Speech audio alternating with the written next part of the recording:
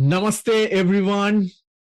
A warm welcome to Vitality Wisdom Hub podcast series called Vibrations of Vitality Conversations. And as the name suggests, conversations means we will have someone that I will converse with throughout this whole episode. And I am super thrilled and joyful and excited. I'm sure you guys are all as well, looking at our ads that we have been sharing in the past few days. We have our second guest speaker for this series of conversations.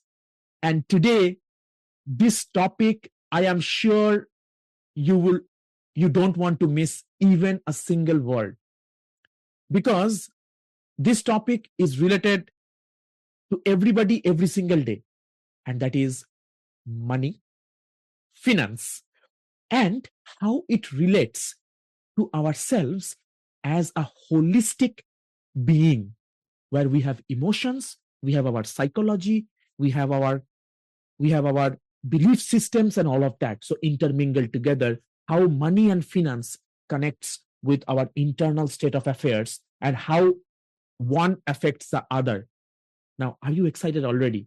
So let me introduce today's topic. So today we will be having a conversation with our guest speaker. I will explain who the guest speaker is in a bit, on markets as a mirror. What money reveals about fear, ego, and discipline. And today, our guest speaker is, we will mention the name after we do the grounding ritual. Okay.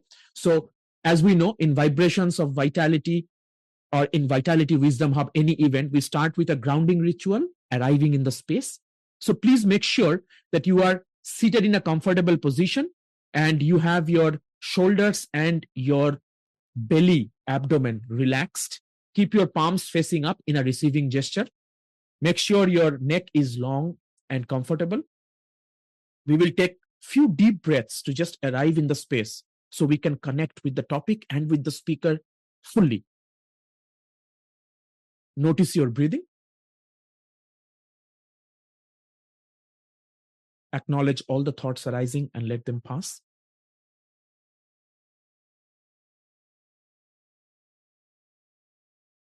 Now, gradually start deepening your breath. So inhale, deep, long, smooth. The belly goes out as you inhale up. Pause at the peak. Exhale, belly comes towards the spine. Slow, deep, elongated exhale.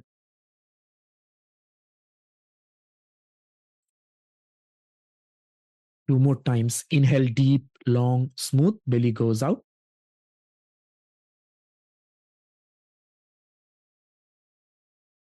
Pause at the peak. Exhale, belly comes towards the spine.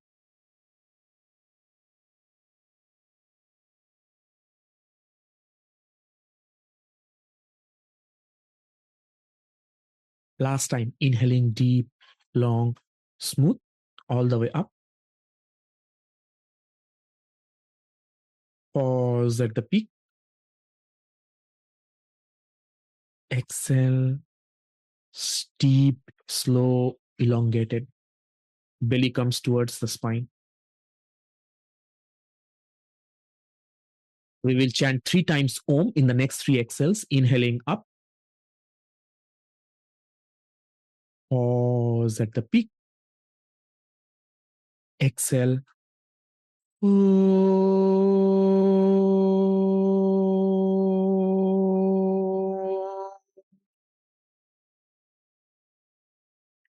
Again, inhaling all the way up. Exhale.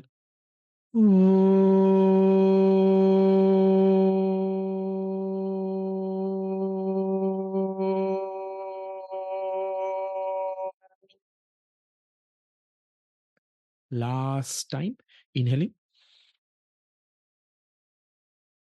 Pause at the peak. Exhale.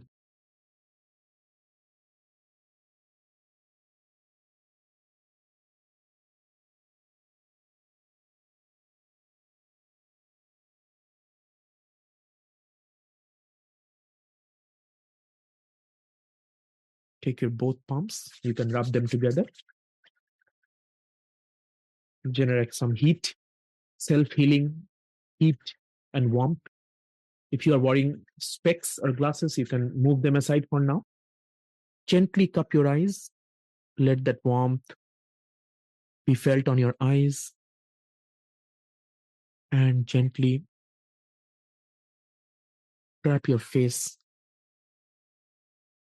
And as you are ready, you can gently open your eyes. Welcome everyone once again to Vibrations of Vitality Conversations, episode number 2. As I was mentioning before, today our guest speaker would be Mr. Kiran Prabhu, my dear friend and colleague.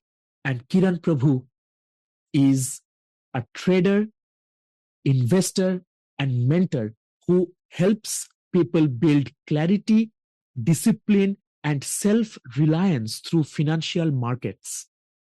He works with individuals who want to move away from noise, tips, and fear-based decisions toward calm, structured thinking. Through Ask Traders Hub, AASK with an additional A, Ask Traders Hub, he guides people to see markets as a mirror for self-awareness and personal growth. His approach focuses on inner alignment as the foundation for consistent outer results. Kiran blends lived experience, mindful discipline, and simple systems to support long-term financial and personal stability. At the core, his work is about building conviction from within and living with intention and clarity. And you know, my dear listeners and viewers, whenever we think about money, finance, we think about maybe mostly what comes to our mind first is all the numbers, all the graphs, all the charts, all those bar plots, all the trends, all the analytics. But if you think deeper for a fraction of a second, or if you give a second thought, you would know behind all this, every decision we make, especially in finance, there is a deep inner tapestry working behind it. There is the psychology working behind our decisions. Yeah. So today, in this particular topic, markets as a mirror, what money reveals about fear, ego, and discipline, we will dissect and analyze and discuss and learn about all the intricacies behind what comes when we make any financial decision, as a matter of fact, and how we can be a better trader, investor by being a better human being, and vice versa. I'm already excited. I don't know about you, and I'm sure you are as well, you know. So without any further ado, let's welcome our guest speaker for today, Mr. Kiran Prabhu. Welcome, Kiran, to the podcast. Thank you so much for taking the time from your busy schedule and being here for all of us, for all of our listeners. And I'm sure we are going to learn a lot and many subtle things, particularly from your insights today. Thank you once again. Thank you, Dr. Deb. And it is indeed an honor and a great privilege for me to share the stage along with you. And I was just listening to your, exercise, the grounding exercise, the breathing and all that. And I did it as well. And actually, it's a wonderful start, what you have initiated. And I'm already energized to discuss with you. Thank you. Thank you so much. Thank you so much, Kiran. So, I just wanted to make sure that when we begin the conversation, as we are beginning, we are first starting with the segment where we see markets as a psychological mirror And the first question really dives deep into what markets actually reveal to us. So let me ask you, Kiran, most people think markets are about numbers, logic, and intelligence. Now, from your lived experience, what do markets actually reveal about the human inner world?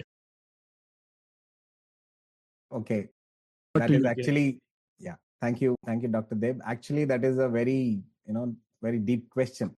So let me be very honest with you. And for me personally, the markets have revealed uh, those parts of myself that life otherwise would have never forced me to look at. What I mean to say is, in a in a normal life, we can always we can always manage our impressions, in the sense that we can explain ourselves, we can justify our decisions. Okay, so similar things. But when in the market, okay, market doesn't allow you all that. So what exactly happens in the market is, it's like, it's like, as you said, the mirror. Okay, so when you sit in front of this, as you said, those charts, okay, the price charts, and especially when the money is online, okay, and I can see very clearly, okay, how patient I am really, how much uncertainty can I tolerate, and whether I trust my process or keep doubting myself. So for me, markets actually don't reveal intelligence. Actually, what it reveals to me is emotional maturity. They show you who you are when there is no one to blame, there is no guarantee, and there is no clear answer.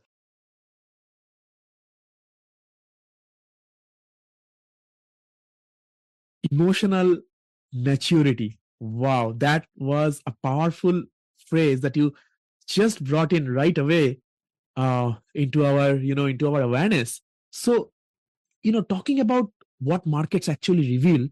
So when you say markets are a mirror, what do they reflect most clearly, Kiran? Is it fear, ego, impatience, discipline, or something even deeper? What it is for you, and what have you seen with your community that you work with? Yeah. So actually, market reflects what is alive inside us in that moment when you are, in front of those charts, analyzing and taking those decisions. But if you just take a step back, the charts are actually very neutral. The it does what it has to do. Okay, so the price doesn't rush, the price doesn't panic, but we as human beings do. If I am unsettled, Yeah, okay, I feel the urge to act. If I am fearful, I'll be second guessing every opportunity what I see. correct.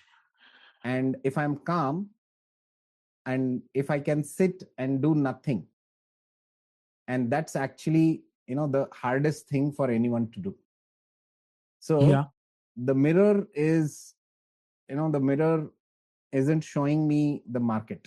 It is actually showing me my internal weather, what is yes, there inside me. and correct. and over time I have realized that, if I keep blaming the market for all the wrong things, I am actually missing the the real lesson. Actually, I consider market to be the best teacher available, provided we allow the market to teach us. If we are in a denial mode, we are missing out on the opportunity to learn from, according to me, the best teacher available. Wow. If we are in the denial mode, then we are missing out in the opportunity from allowing the market to teach us. Well, Kiranji, thank you. And like you said, that the market is as it is, like the charts are what they are doing, but how we relate to that. Wow, I am just feeling, see, just you are a financial expert and me as a holistic health coach, when I connect with my community, say in one-to-one or in a group, I say that by practicing mindfulness or yoga, for example, as a tool, we don't let our problems vanish, but how we relate to the problems, that changes. Did you not say the same thing? That markets are there. It's not that you becoming calm, the market's chart will be in your favor, but how you relate to the charts, that will change. So you allow the market without being in a denial mode. Thank you. Thank you. This is powerful. So, dear listeners, if you are already finding this powerful, please type in the chat box in the comment here that just type the word powerful, you know. So, thank you. Now talking about allowing the market to be as it is and focusing within us first, right? Now there are moments in market of volatility and uncertainty, and I'm sure no one better than you would know what I'm talking about here about when I talk about uncertainty and volatility. What kinds of fears tend to surface most strongly in people, particularly when they become subject to that kind of volatility and uncertainty, and why those particular fears appear first? Yeah. So, the strongest fear, I can see is, it isn't related to money at all. It's the fear of not being in control. Yeah. What happens is, when the markets are by nature volatile, they keep moving up and down. It's never in a straight line. It's not linear. Now, what volatility does is it removes predictability. And most of us actually don't realize how deeply attached we are to predictability until it's not there. So that's when we get these thoughts like, what if I miss this opportunity? What if this opportunity goes against me? What if I mess up again? Okay, so these thoughts start appearing. So for me, what I have observed is that markets doesn't plant these fears. It actually simply creates, in other words, it simply creates silence for them to be heard by us. Because what I feel is, when somebody gets into the financial markets, I'm talking about those people who are like, just they don't have much experience, they're just coming in. If you look at that, they don't come with fear, they come with greed. And because of the wrong decisions what they take, and when they start taking the hits, they don't even realize that this greed turns to fear. Wow. So this is what I meant to say, that actually the market actually creates enough silence. If you are really want to hear it, you can hear it. Okay, that kind of a thing. So I also go a step further and tell you that the charts actually speak to you, provided you know the language. Just because you don't know the language, you are not able to understand what it is trying to tell you. Yeah, absolutely. And being someone coming from a data science background, and my listeners, I mean, my viewers here, I think they know that I got my PhD in statistics. So coming from that background, I can clearly understand what you just say. And in such a simple language, they will talk to you if you know the language, right? How to read the charts. What does the box plot mean? What does the trend line here means? Well, there is fluctuations. One of my community members, they invested in something based on my some suggestion. They say, Dr. Dev, here is this today. I don't see anything. I said, yeah, that's the temporal variation. But look at the trend overall over the do that chart in a 5-year plot, not a 7-day plot. Then you will see the trend. So wow, if you know the language, only then you can hear it back. Fabulous. And you talked about how greed is the driving factor, and that becomes to fear when the greed is not satiated. It beautifully connects to Srimad Bhagavad Gita wisdom, because Bhagavan Sri Krishna talks to Arjuna in I exactly don't remember which shloka. Maybe I will post it in the comment later on. That how the greed converts to lust, lust to anger, anger to buddhi bhramsha. When you are angry, your buddhi gets destroyed, and when the buddhi is destroyed, there is nothing else to do. You are done basically.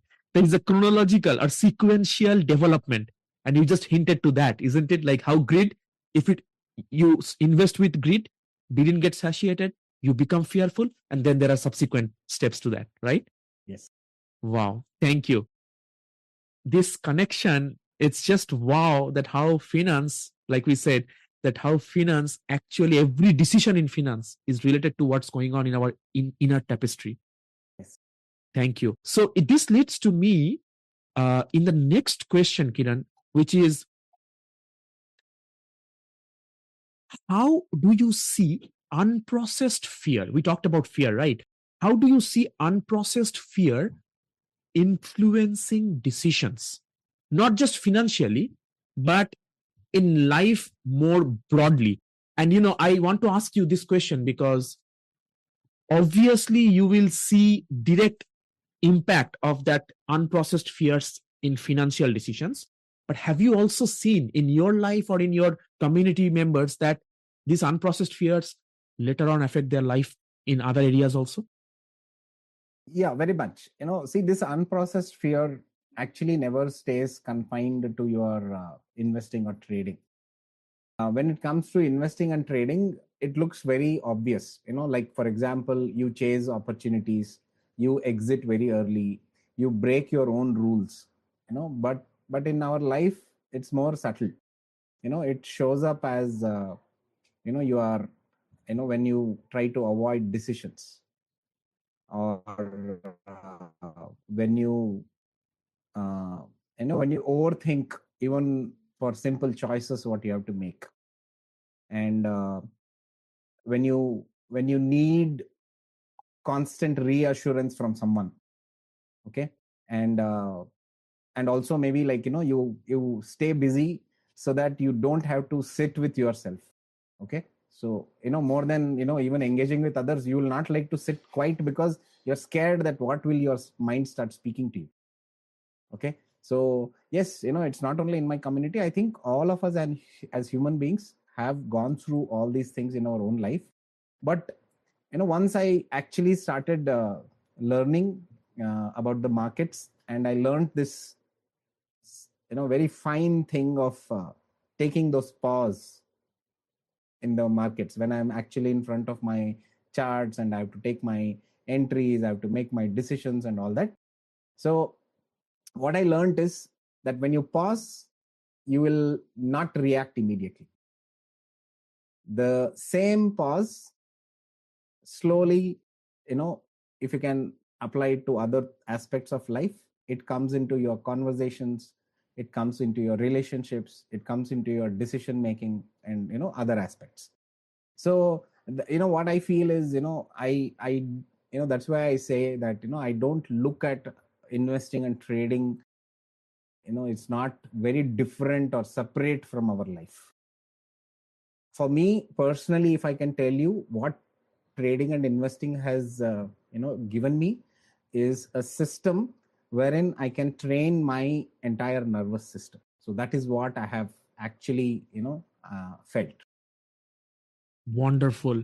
We talked about a couple of things. It stood out to me very prominently. One thing you talked about, sitting with ourselves, is the most dreadful thing for people because they don't know what they will start speaking, and most of those are the truth, right? So I was just in social media some days ago, I was seeing somebody in one of the posts, in a light note, but in the post it said, if you are able to go to a restaurant or go to a movie theater by yourself, you can win the world. Meaning, like, people are seeking for company all the time.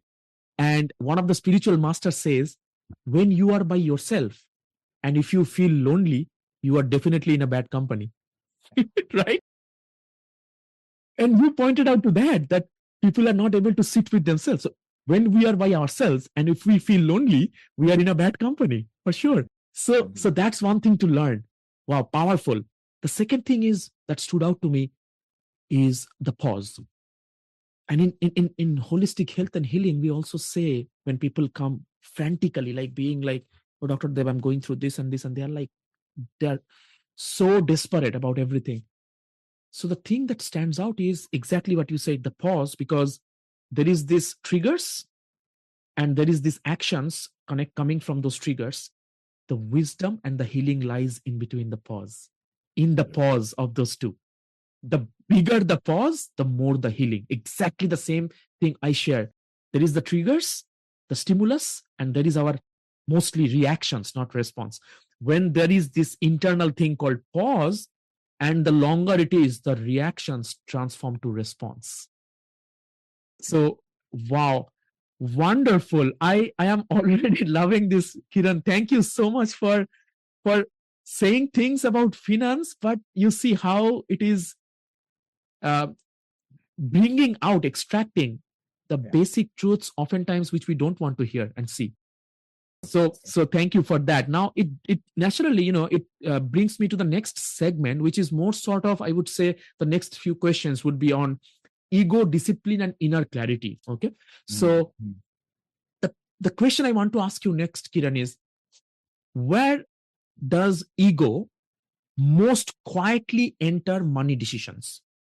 Is it the need to be right, to avoid loss, to seek validation, or just to protect our identity? Because ego and money, why it came as the first of the emotions? Because oftentimes money is associated with like how much I am. My beingness is oftentimes in this world associated with how much money I have. So that's why I asked you the question directly with ego.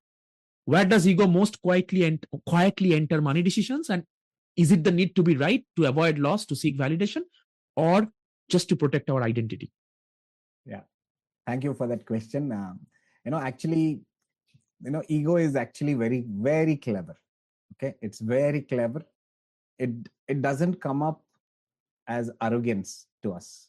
It comes up like, I should know this. I can't take another loss. Or, it's like, let me just fix this trade. Okay. So when these things come in, trading and investing actually stops being about probabilities. It becomes about our self image. Okay. So of Mm-hmm. course I realize this out of my own experiences. And how it all flipped was that moment or that day. I can tell you that where I stopped trying to prove myself to the markets. When I stopped doing that, my decisions actually became very simple. I'm not saying it became easier, but it became cleaner. Cleaner. Yes. So the markets actually, you know, they don't need you to be right always. All it needs is that we have to be honest. So I think this is what ego gets in.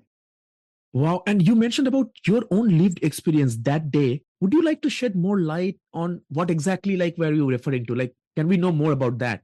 Yeah. What So happened? I started investing way back in 2006, so approximately 20 years ago. So that time I was I started getting deeper and started learning about this. And initially, as I told you, most of us get into the markets with the intention of making profits. Okay, so it was Right. always this struggle that I have to make the profits. And when you go with that kind of a pressure, what happens is generally we tend to take illogical decisions, and those decisions obviously have some repercussions, which is in other words the losses. Okay, so over a period of time I realized a couple of things. First thing is that I need not depend on someone from the outside to tell me what to do. I wanted it to be like, I did not depend on any news, any noise which is outside, or any kind of bias to have on my own decision makings. So when I started thinking like that, I was not trying to outsmart the market. I was just following it. I was just doing in whichever direction it is going. I was just going in that direction. I was not trying to cross question it. When it is going up, I was not cross questioning it that you have already gone up so much. How much more you can go? Let me go in the opposite direction. Okay. So this is what I said, when I said that, the day I stopped trying to prove myself to the market, trying to be right always, my decision actually became more simpler. It Got it. actually became very clean, very Clean. neat. And that was the point wherein I started to feel that, okay, now the chart is speaking to me and I'm understanding what it is trying to tell me. And I think what you are pointing out here is dropping the guards. The day we drop the guards of being in charge, of to be in control, we are not being able to listen because we are in not a receptive mode. So just dropping the guards is one way to allow that language to be spoken to us. Wow, thank you so Absolutely. much. That is really powerful and landing in here. So my next question comes, which are related, of course, is many people believe that more information leads to better decisions. Like if I invest in these many courses, and we know how many n number of courses now are there in terms of n number of experts too, like out there who are talking about that do this, do that, and all that. So more information leads to better decisions, that many people believe. But how often do you see that intelligence or even knowledge fail when emotional readiness is missing, or in your words, the clear thoughts are missing? I mean, all the time. I will not even mince my words. It is all the time. You must have also seen this. Some of the most intelligent people struggle, because they think clarity comes from thinking harder. So what they do is, especially when I'm talking about in terms of trading and investing, what they do is they try to add more indicators onto their charts. They also try to get more opinions, by these business channels or some market guru or something. And also they will feel that, okay, I need to do more research, more information, but the what you can say, the crux of all these things is, clarity doesn't come from accumulating all this. Actually, it comes from subtracting whatever is not needed. Okay. So at my community, which is Ask Traders Hub, our goal is to simplify, not because people are incapable, no, but because when emotions control you, these complexities actually collapses. Okay. So for me, it is like this, simplicity holds us when our our mind cannot hold us. Okay. So I am always, I try to keep things very simple. So I say that, even a sixth standard kid, a kid who is in sixth standard, because by that time they know addition, multiplication, subtraction, and division, and they know understand numbers. So my systems are so simple that even a sixth standard kid can understand what is happening. So that is the kind of simplicity what I'm talking about. Wow. So all our listeners here, so if you are thinking this is not the right time for you, now you are sure, right? Whether it's right time for you. Sixth standard means 10 years, 11 years, even they can understand. And I think Einstein has a statement too. And they say it's by Einstein, but whoever said it, I think it's right, that if you cannot make your concept understand to a 5-year-old kid, that means you have not understood it yourself.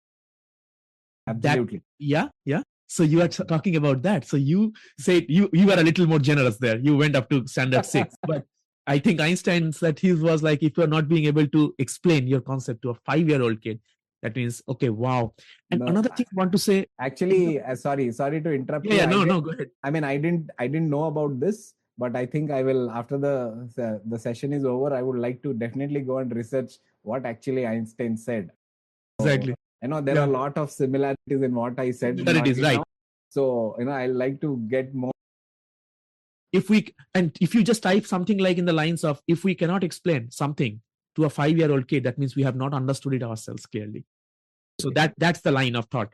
And another thing I want to say is that it's not about adding more thing here, it's about subtracting. How can it be so similar? In the sense that right now I am in the process of writing a book, and that book is exactly about how subtraction multiplies our life. Thank you. Actually, all of us are in this misconception that more information makes us take better decision, but in fact it will only cloud our judgment. Why I say this is, if you see outside, in the real world, I feel that 80% of the news is noise. So now, but most of the people feel that, okay, the market is moving up because of some news. In fact, it's not the fact. The market doesn't follow the news. In fact, it's the other way around. The news follows the market, because the Correct. market would have already reacted for the news, whatever is happening. Even in today's age of internet and instant news, the market would have already reacted. So that is why I always say that you don't need more to add more. You have to remove whatever is not giving you clarity to take that decision. Correct. And just to add on to what you just said is, so two things. One is, why is so, is because there is a cognitive load in our brain. Our brain comes to a point which we call in psychological terms, right, decision fatigue. So many decisions to take. Should I do this? Yes, no. So many parameters to tweak in finance, in investment. So many parameters. How much principal amount? For how long? For what? Like whether what will be the payout kind? So many parameters to tweak. So the brain, it's a cognitive load to the brain, and we come to a decision fatigue. So that's the reason why subtraction can work better. And in other words, does it mean that we would not subject to ourselves for growth? No, not that. Like people like you who are expert, we should go to you, but we should also have our own judgment and filters, right?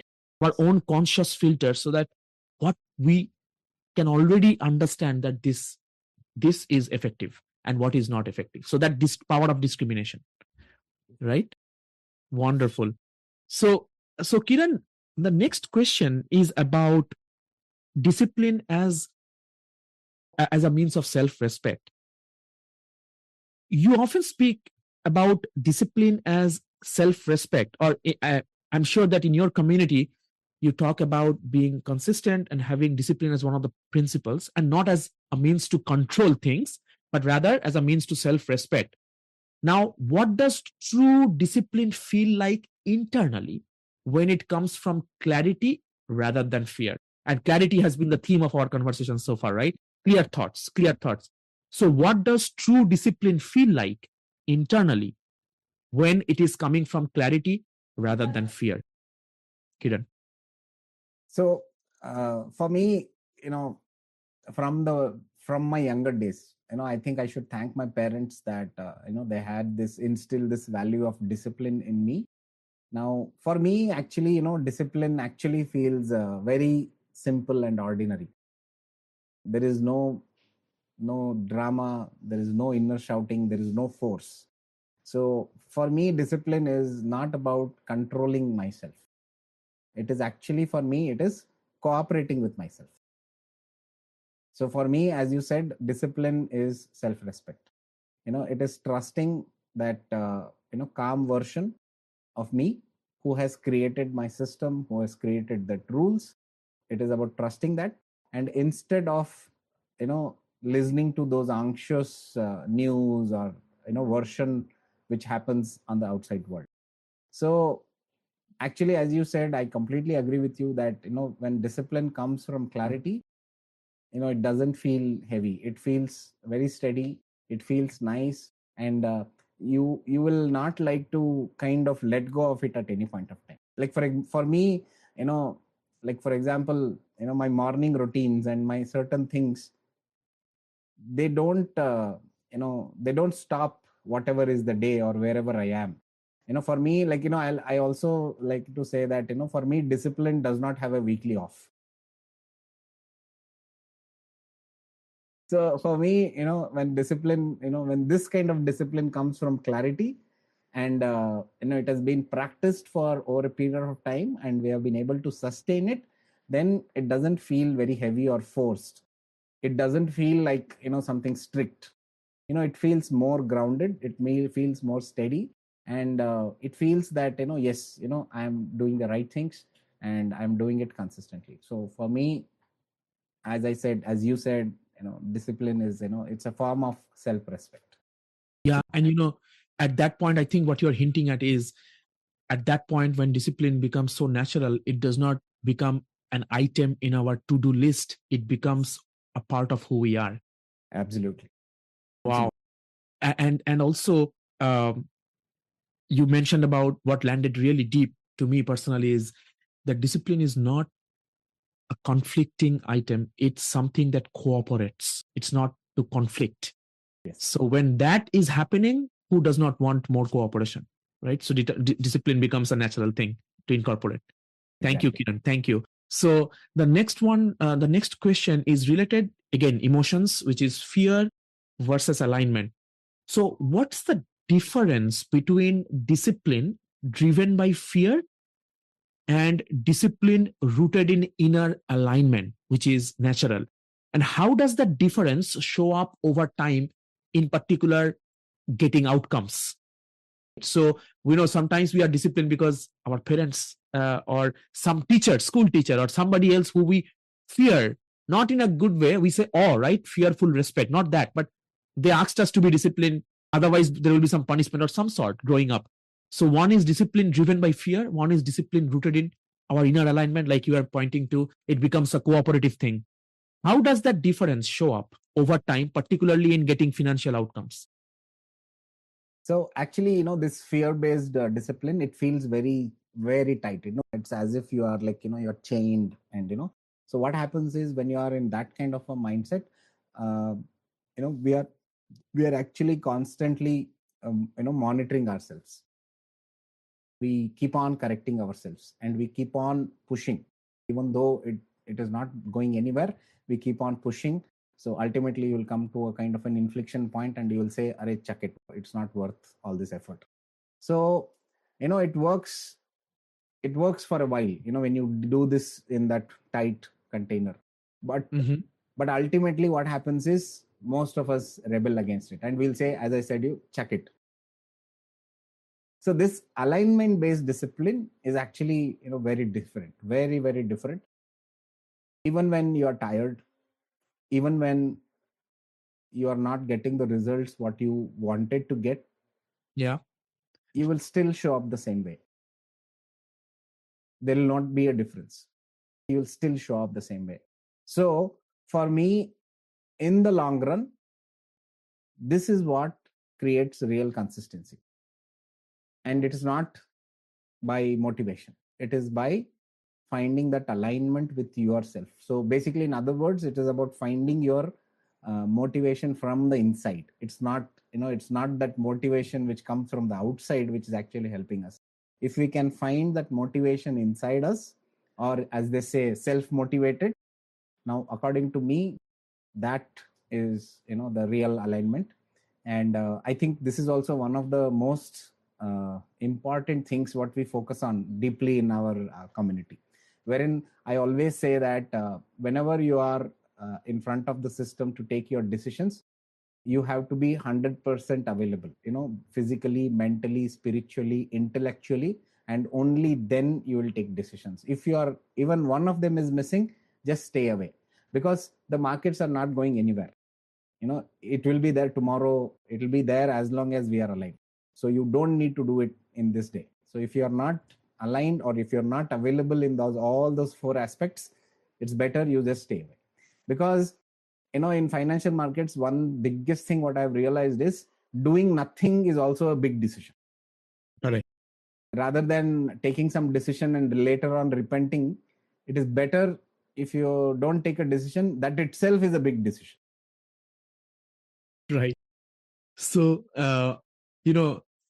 again, you mentioned about not doing anything and just the market is not going anywhere, pause. So pause is coming back again. Just pause, because your inner alignment is important than you making the decision today in a murkier state of mind, right? So that pause came in again to make sure the inner alignment is there. And how about in the outcomes? Did you see outcomes also differ when people are taking actions based on inner alignment based discipline?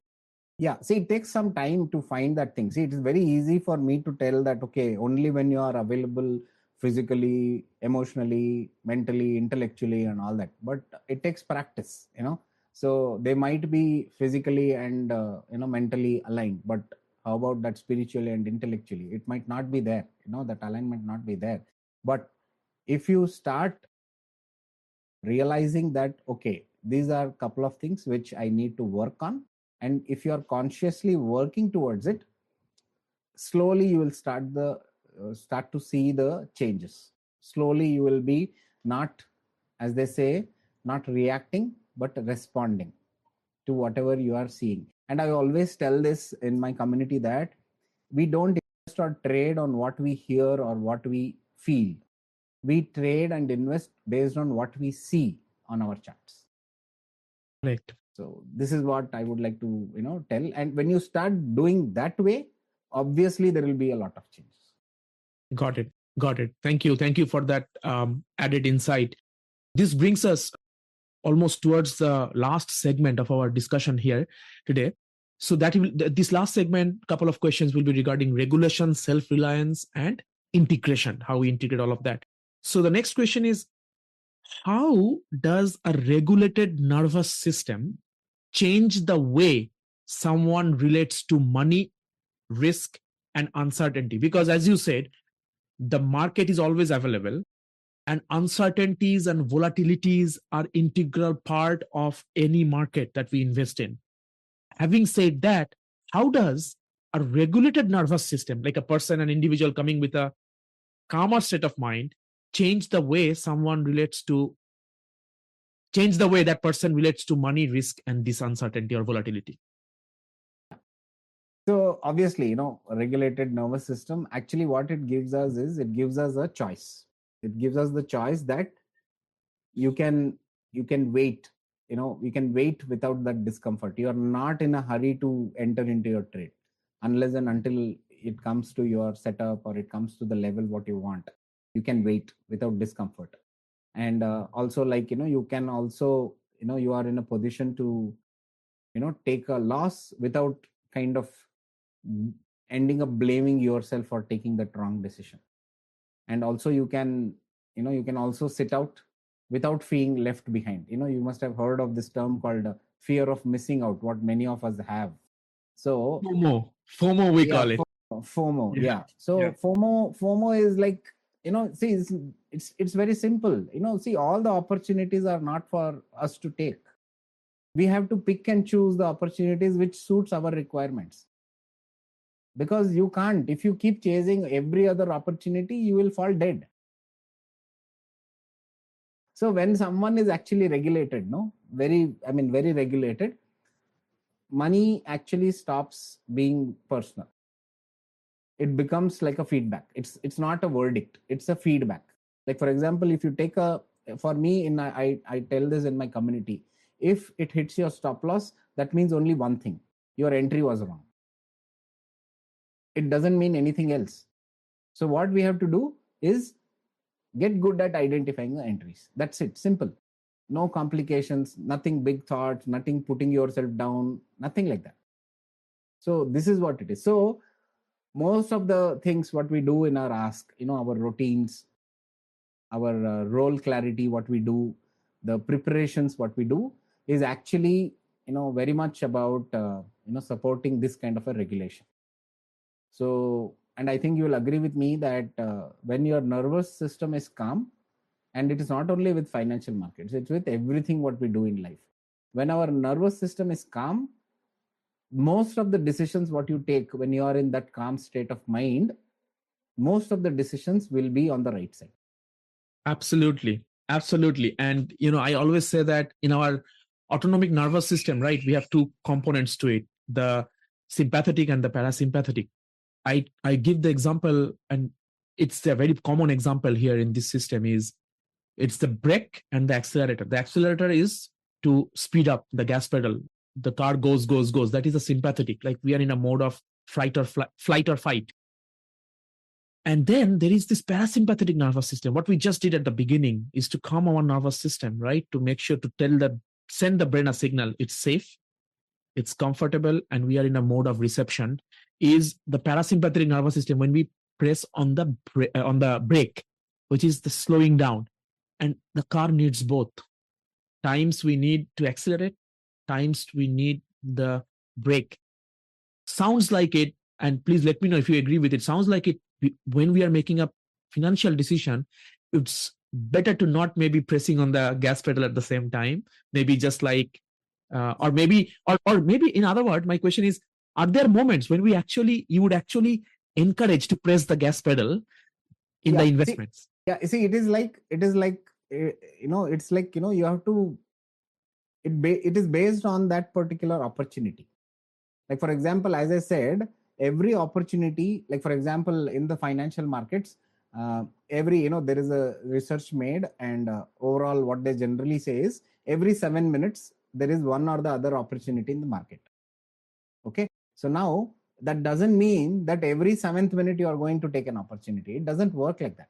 So what you have to do is you have to be very clear as to what kind of opportunity you will take, and if you don't find it at that point of time, you just take a step back. So that is a time for you to take a step back of your accelerator.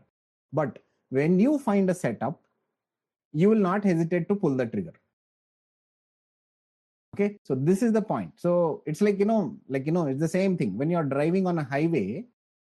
Although it is a freeway, doesn't mean that you will put it on cruise and you will just go on. There will be places where you'll have something will come in front. You have to put your leg on the brake, take it off the cruise, and then once again when the things are clear, you just again put it back on cruise mode. So it is all about adapting to the situation. Adaptation. In holistic health and healing, we have this. Yesterday in another conversation, we also had this discussion come up, is the moderation. It's the learning the middle path, learning the moderation without depriving us. In a different context, we are talking about emotional eating and that. So we don't have to deprive ourselves completely, neither do we have to indulge. Finding the moderation ground. And you are saying that we can pull the trigger, we can let the accelerator pump on only when we are in a clearer state of mind. Then you can go, because you will know when to put off the pedal back. Exactly. Right? That's the difference. Yes. Wonderful. Thank you. Kiran, I wish we were able to continue forever. Like this conversation can go, because these are daily things we are dealing with, investing, and even like every little thing we are taking in terms of money, how much money I would spend, even dividing or allocating our money. All the time we are making financial decisions. So important. But due to our time, I will ask you one last question, if that's okay with you. So the last question for you would be just to leave our listeners, our viewers here, that if you could name one illusion about money that keeps people stuck in fear or confusion, what would it be? And before you go, I just want to set up the stage for you, is because especially in India, growing up, especially if we are from middle class families, I'm from a middle class family, right? So in that way, growing up, people always hear either the parents or society or friends different things about money. Some say, "Oh, do you think money grows on tree?" How many times have we seen when we are growing up? Do you think money grows on trees? It's not. So you be careful. Do you think like I have a money plant or things like that? Then some, even to the point, money is evil. Like you should not have money because all the roots of evil are in the money. So please tell, from your insights, your lived experience, your community, all these decades, you started 2006, like 20 years of this experience, what is the most prominent illusion that you see that is there regarding money in people? So I think the biggest illusion, is to believe that once if I make more money, I'll feel more secure. I think that is the biggest illusion. And it's like this. Money actually doesn't create security. what creates security is the self trust what we have on ourselves, on our capabilities, on our own what you can say uh, skill set, on our own belief that Potential. yes, yeah, potential, and the belief that yes, I'm meant to do something, and I will definitely succeed in that. So that self trust is what actually creates that security. So I've seen many people with a small capital who kind of invest and trade very peacefully without getting overwhelmed. And I have seen a lot of people, in fact, a lot of people with a lot of money, but they are always, taking their decision in anxiety because they are always fearful that, okay, whatever they have made, they will lose it. Okay. So actually, for me, it is like this, money actually amplifies what is already inside us. Now, what is inside us? It can be either fear, it can be greed, it can be anxiousness, or it can be even calmness. Yeah. So, money actually amplifies what is there inside us. It just amplifies it. So, that's why I say, in our community, what we say is we focus on building that individual. It's that person. It's not just about strategy or indicators or technicals and all that. Of course they are important, but the bigger thing is what kind of a person we are trying to become. As I said, and I told you, right, if you become a good investor and a trader, inevitably you will become a good human being. And if you are already a good human being, you have all the qualities to become a good trader and an investor. So it's all about building that character. So that's what Yeah. we do in the community. So basically, we are talking about here is to first have that trust and the clarity. When money comes, how can I utilize it to its maximum potential? Even before the money has come, we should start with that clarity that money will come if we are doing it right anyway. Now that when it comes, do we have the clarity? Like you said, the word self trust, the phrase, do we have most conviction on our potential, how we are gonna utilize it to the best of its capability, or best of its capabilities? Only then, when money comes, we are gonna just fly with it and not go to the other direction, right? So the inner work starts before even than the actual money coming in. Absolutely, absolutely. It is the right thing to do. We feel that if we have more strategies, more indicators, more data, more inputs, we'll be able to take better decisions. It's not so. It's not so. You have to keep Mhm. it simple. And I feel that it's like this, there is no one standard recipe for everyone, because as human beings we are all very unique. So there cannot be a standard recipe which works for all. So what we have to basically do is identify what suits us and develop our own kind of a system. Of course you can start making use of certain tools, but you have to kind of personalize it for the way you look at things, the way you take decisions, the way you manage your risks, the way, I mean, the goals you want to achieve because of this. So it is all different for different people. So I think this is where it is all about creating that your own, what you can say, that fingerprint.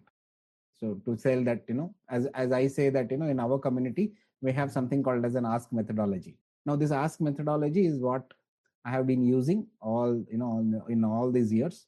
And of course I have refined it to such a stage that wherein I have made it like, very simple. So asks stands for analyze, apply, secure, and keep on improving. So this is just 4 steps, and I think anybody can use this framework and build whatever they want. Wonderful. So, on that note, I want to tell all our listeners and viewers here, if I'm sure this is coming to your mind that, but wait, Kiran, don't go yet. We have more questions. So, just what Kiran said, he has a community, and I mentioned in the bio, his community name is ASK Traders Hub.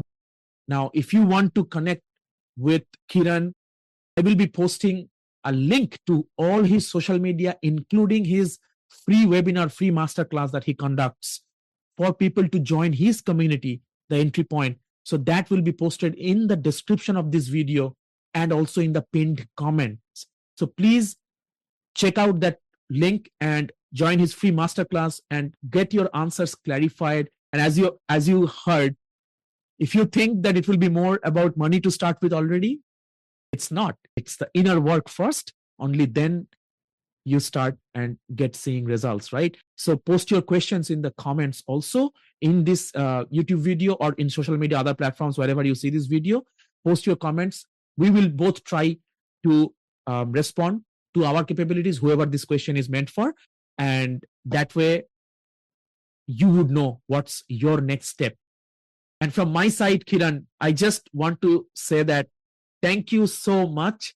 This conversation, reminds if one, okay, so this conversation, I just want to say that many things it reminds me. But one thing that stands out is that money doesn't just test our intelligence, it reveals our relationship with our inner tapestry, our fear, our clarity, our self trust. And also, we talked about our ego, oftentimes the false ego. In Sanskrit, we call it ahankar. Like, I am the doer, so I need to be on control. Whenever we let go of the doership, knowing that the whole cosmos is running just fine, everything is taken care of, we are just a means, an instrument to get the things done. Whenever we let go of the doership, we start seeing things which we actually meant to see at the first place. Yeah. Wow. So it's like, it's like this, actually the markets doesn't change us. It actually reflects us. Like just you said, the market is like a mirror. And it actually reflects, and once we stop fighting that reflection and actually start learning from it, consistency actually becomes a natural side effect, what I can say. And I think consistency is what we need to kind of achieve anything. Yeah. So this is what. And how many of our listeners and viewers do not want consistency as a side effect? Raise your hand. Everybody wants consistency as a side effect, right? If you want consistency as a side effect, comment AASK in the comments that if you want consistency to be your daily companion. I'm sure we all want, Kiran. Thank you so much once again for your valuable time. I would love to have you on our platform once again, once we have this cycle off, and maybe in another cycle with another topic as interesting as we had today. And I have a small token of appreciation from Vitality Wisdom Hub that I will be sharing with you after this. But thank you once again for coming here and sharing your insights, wisdoms, and helping each one of us listening to you how to make better human beings first, and then better investors and taking better decisions financially and in our lives. Thank you, Kiran. Namaste. Thank you, Dr. Dev. Thank you.